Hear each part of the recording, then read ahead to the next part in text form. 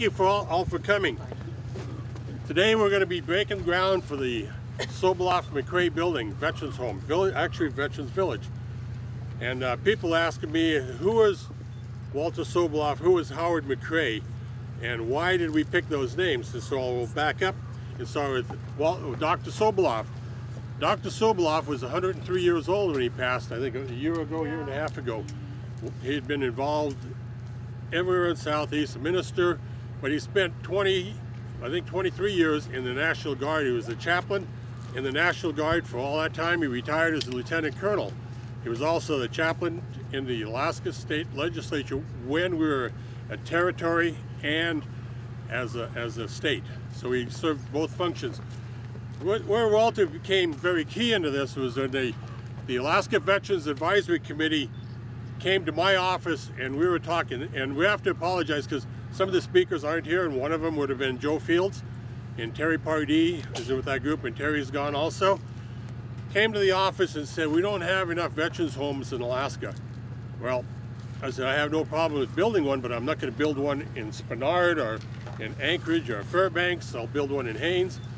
And we know we didn't need a 50-unit facility here, so I believe it's around 11 or 13. And so when I saw Walter Soboleff at gold medal, and I said, how are you doing? And I knew he had terminal cancer. He said, I'm doing fine. And meet my friend, he's going to Palmer, and he will probably die there, but he's born and raised in Southeast. And I said, what about you, Walter? And Walter said, Bill, he says, I'm going to stay home and die with my friends and my people. There is no home for me in Southeast. I think we have one home in each of the Pioneers homes, one in Ketchikan, one in Sitka, one in Juneau for the veterans, and that's it. And I thought that was kind of sad. So the idea was launched by Walter Soboleff when he made that comment. Then AVAC, the Alaska Veterans Advisory Committee, came in, and so I heard it twice, all within a few months, and I said, well, it makes sense. So I was fortunate with my good friend who I asked to come down here, Bill Stoltz, for the $6.5 million to get this. But before I did that, I asked Dan Austin, where is he? Right here, who I worked with the Haines Assisted Living, if we can design a Pioneers home here also. So falling back, and he said, yes, I can. And I knew you were sick at the time, but you came through again, and we will thank you, and I'm going to have you speak over there at the Legion. So that's where Walter Soboleff's name came, because he had the idea, and I think you should pay tribute to the people who have the idea to go forward and do something.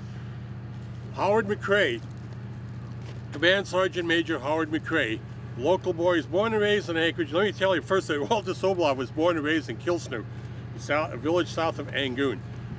Howard McRae was born and raised in Anchorage, and they moved here, geez, 48, 47, something around there when his dad, Howard McRae, moved to Mud Bay. Jean Clayton, who is his sister, they came down here.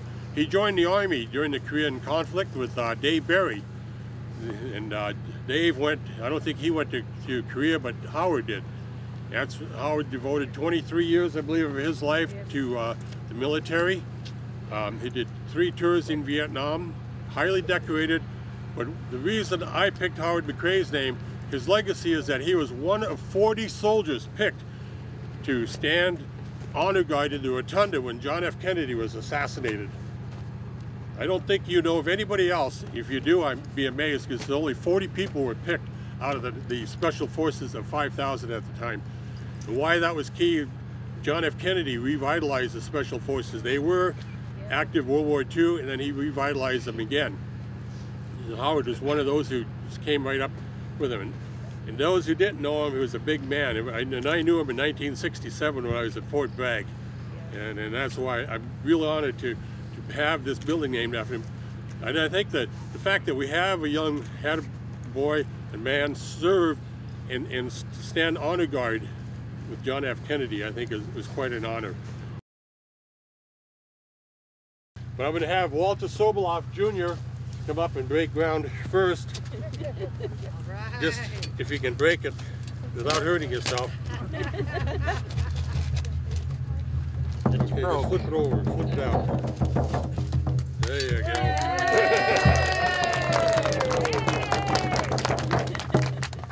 And Walter, again, it's apparent that's Walter Soboleff Jr. He had served in Vietnam also, so he's a veteran. Jean Clayton.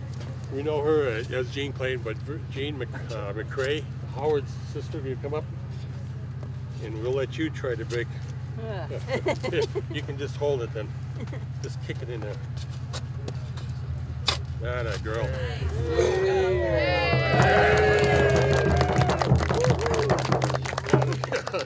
She was raised with a shovel. Just a quick note that when I was learning how to fish, when I was fishing, I'd always hire Jeannie to mend my nets, and she said, you should learn yourself. She'd come out there and she kept showing me how to do that, mend my nets, and Dick Hodge and Jones Hodge.